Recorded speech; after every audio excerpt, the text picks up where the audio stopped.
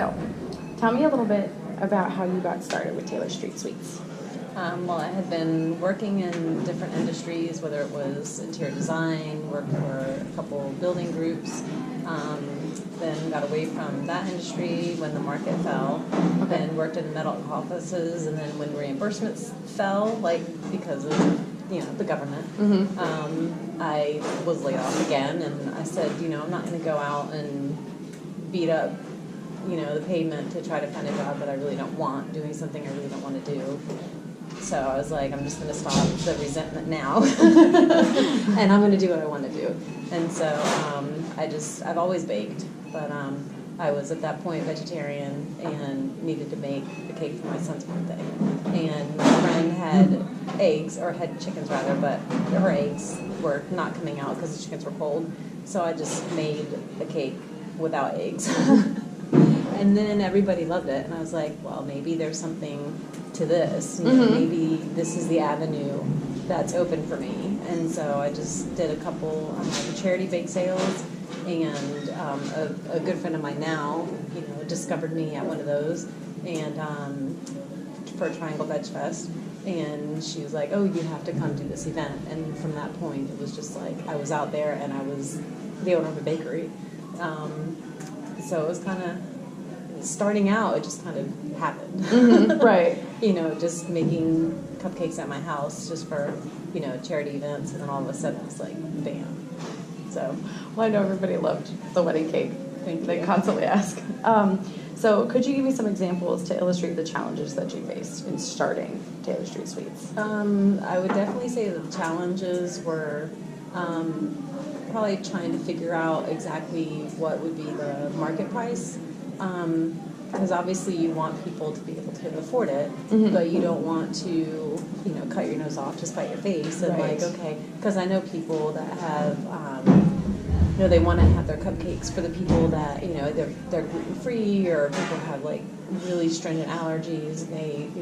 Everybody should be able to enjoy celebrations, cakes, and whatnot. Right, yeah. But she was doing it, she was really undercutting her price, and so she ended up losing a lot of money and almost folded her company. So trying to find the balance of, being able to be profitable, but not, not overly, right. not overcharging people, and then also not giving it away. Just trying to find that balance. And I did a lot of research online, and I was like, okay, I feel comfortable with this. And as I was started with the sales, then people were like, this is so good. They were driving from Greensboro. They were driving from Charlotte, so I'm like, okay, this is, they're coming. They know how much it's going to be. They're expecting it. They're okay with it. Right. So just trying to find that balance. That was kind of a undertaking. And then trying to find the ingredients. I use all organic ingredients. And so that's something that I'm not going to compromise on. Right. And while I eat soy, I don't have soy in any of my products. So becoming a label reader is very, very important to me. Not only to make sure that they're vegan ingredients, but to make sure that they don't have soy stuck in there somewhere. Other obstacles or other challenges. I guess just being vegan, because I've had, I think, only 2 people in the 2.5 years that I've been baking vegan that have told me that I don't eat vegan anything. Oh, okay. And so I was at a farmer's market, and I was, handing out samples, trying to make my way into the, into the community, and she just refused the sample, and I just, killed her with kindness and just said, great, thank you, have a great day, and, but it just, I think people have such like a negative connotation. Yeah, definitely negative connotation, and they also have like preconceived, like if I say it's a vegan cupcake, they may be thinking like I just went outside, grabbed some grass and threw it in a cupcake liner. Like it's not going to be good, it's going to be dry, it's going to taste like dew or whatever. Instead of like it's just made without exploiting animals. Right. I don't have to worry about like where the chickens are. I don't need to worry about how they're taken care of, because in any farming situation they all have the ultimate goal or the ultimate end, and just knowing that what I am producing doesn't play into that exploitation. It makes it worth it for me. And I've actually changed, quite a few people's minds. Some of my biggest fans are omnivores. Some of them are even hunters. So, I know that my product's good when I have people that wouldn't normally ever think about what's vegan, loving my product. Yeah. So I think one of my biggest challenges is definitely changing people's minds and surprising them. Well, and I feel like that's really wonderful too, that you can surprise people. So when problems arise, how do you resolve them? So maybe you have a canceled wedding, or you have a canceled event. Well, with the hurricane, my assistant was at school at UNCW. And so for Florence, she actually was out of school and happened to be in the Triangle before I had a big event. And so that was, serendipitous, because I was like, okay, I don't have to prepare this for myself, by myself. And I was able to utilize her. A wedding I have coming up now, she's still going to be in classes while I'm baking. Oh, no. And it's a pretty big order. So I just have to look back and just plan backwards. Like, okay, it has to be done Friday. I don't want to be doing any baking or anything on Saturday.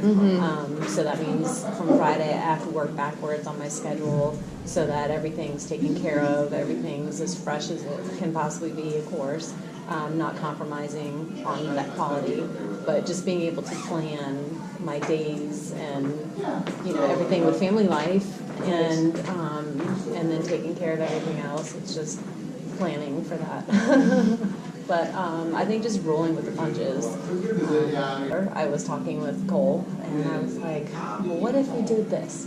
What if we did that? What if we, and then I sat there and he's like, oh, that's too kitschy, that's too silly or whatever, or it sounds too juvenile, or it sounds like a Susie Homemaker, like trying to come up with a name. And I was like, all right. And of course, living on Taylor Street, I said, what about something as simple as Taylor Street Sweets? And he was like, that's perfect. And I was just like, seriously, how many times have we had this conversation? And neither I nor he had actually thought of that. Right. And so, the name was set. And of course, I looked up Facebook and Google and everything to make sure that there wasn't already another Taylor Street Sweets somewhere. Yep. There were some that were like Taylor Street Coffee, Taylor Street, things like that, but no Taylor Street Sweets. And so I was like, all right. So I bought the domain and did all that, had that all taken care of, and then just went with it. So how have the experiences that you had during your entire career influenced the way you now run Taylor Street Sweets?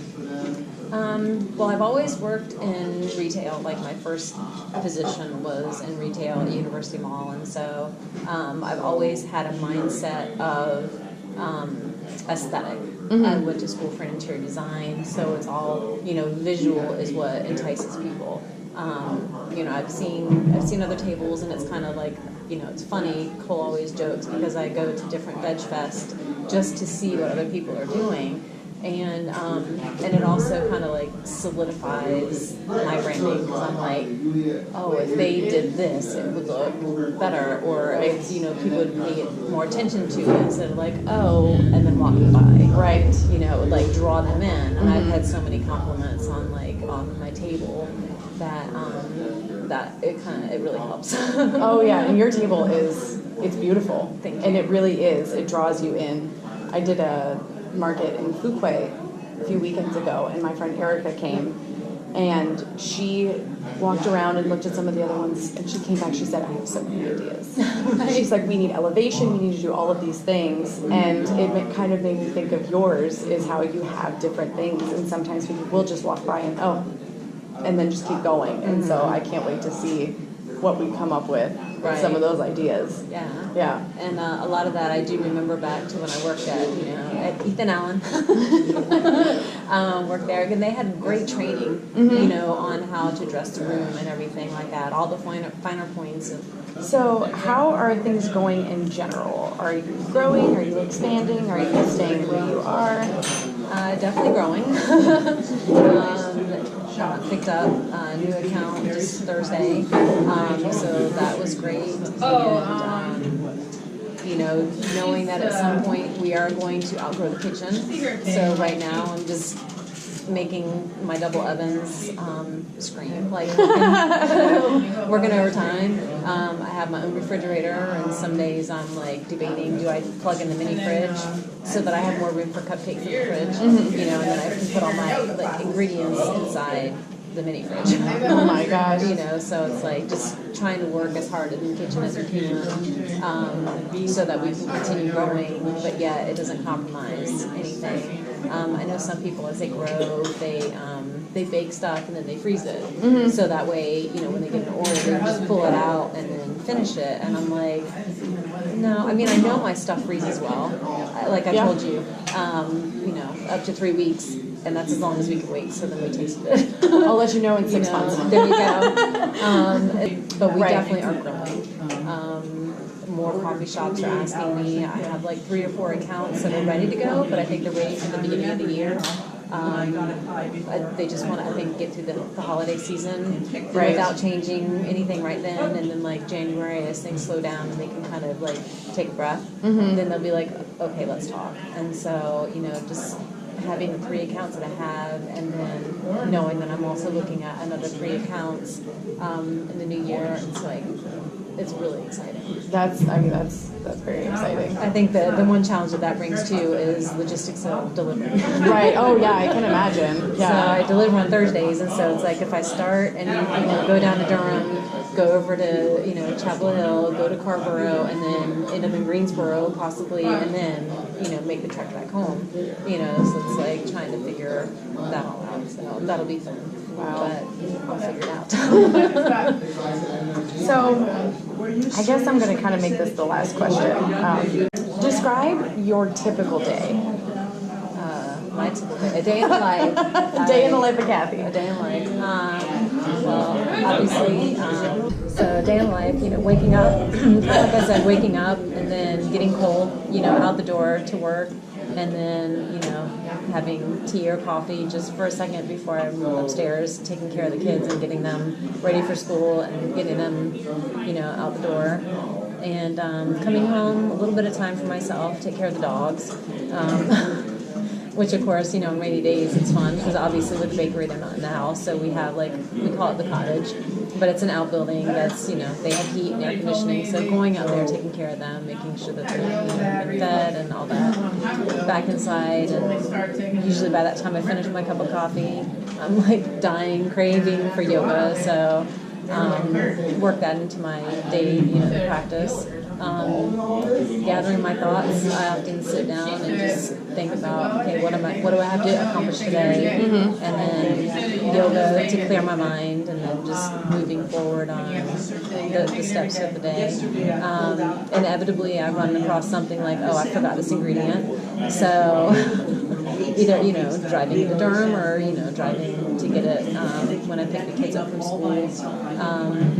And then homework, you know, when they get home from school. But between like 9 in the morning and 3 o'clock, it's my time to really, you know, gear in on the business, whether it's administration stuff on, you know, Monday, Tuesday, and then, you know, baking as, you know, as hard as I can go until it's like, oh, there's 3 o'clock, here's Hudson coming off the bus, and let's go get Berlin.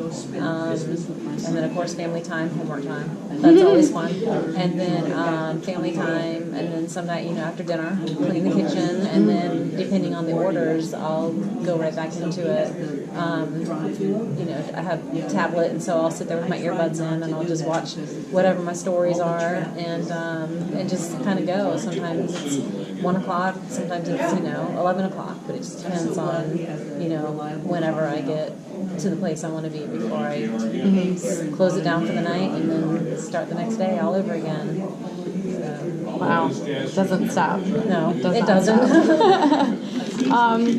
So what advice would you give to someone who is looking to start a business like yours? I love the idea that you do everything and then you bring your products to people. And so that's really what I want to get into is I do it and then I sell, so then I'm almost in control. Right. And so what advice would you have for someone like wanted to do that?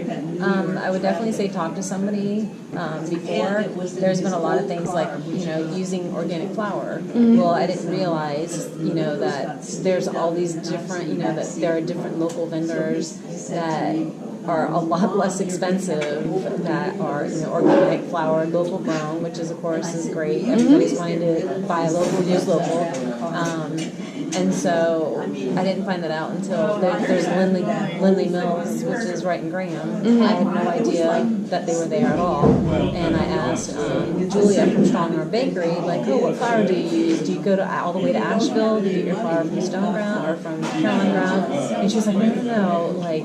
Then she told me, I'm like, oh my gosh, so for 2 years now, I have been spending, almost double. Yeah, right. Almost double per 5 pounds of flour. And I was like, stupid. Because here I am, like, okay, I found the best price for organic sugar, and like, here's this place has the best price for the vegan butter, and this place has the best price for this. And, literally my shopping is like 4 different places, right. Because 30 cents does make a difference, and everything, and so you just talk to people and just network early. Like, okay. Don't think that you've got to do it all yourself. Don't be afraid to ask, because sometimes my mom always said the only stupid question is the one you don't ask. And if I had asked Julia when I first met her, like, but I guess I just thought, well, she's been doing this so long, and here I am just slowly just starting out peon, that she's not gonna take much stock to talk to me about things. But I started doing the farmers market like right after the fall, after I was a business. And so I'm like, wow, if I had asked her then, that would have been 2 years of less expensive flour, right. Or things like that, or buy the packaging from this place instead of this place, because it's going to be, it's a difference of like buying something at Michael's and then buying something and not just paper. Like the boxes at Michael's, they're going to like for the one person that's going to do it for like one-time thing, and it's going to be $15 a box, and people don't know the difference, where you go to not just paper and it's like 62 cents a box, right? It's like being able to find really talk to people that already do this. So just, I guess, don't discount that there's people that want to help you, because there are so many people that want to help, especially small businesses. People I think are getting tired of the big boxes. Yeah. And so the boutique-y places and all that stuff, people are really I don't know if they're reminiscing, like, oh, I remember when my grandmother used to, I don't know what the paradigm shift is, but I think people are more prone to want the small, they want to help out the small business right. owner, and they just want, I think they're so tired of the big industry, the big companies, the big boxes, and so they're like, anything that they can do to help the local people and the small business is great. So Get it? Absolutely. It means so much to me, and I wish you absolutely all the best. Thank you. And I'm so happy to hear that you're growing and expanding, and I'm constantly telling everybody about you, and Thank you. I know that everyone at my wedding will, when they're in town, they're going to stop to see you. Awesome. Thank you. Yeah, that was so funny when I did post about the wedding cake. Obviously, you didn't see it immediately because you were still getting married, but I'm like, the guest didn't even know it was vegan. That was one of my hashtags. Oh yeah, that was so a surprise. cute. Like yeah. nobody knew. No. And so that was fun for me. Yeah.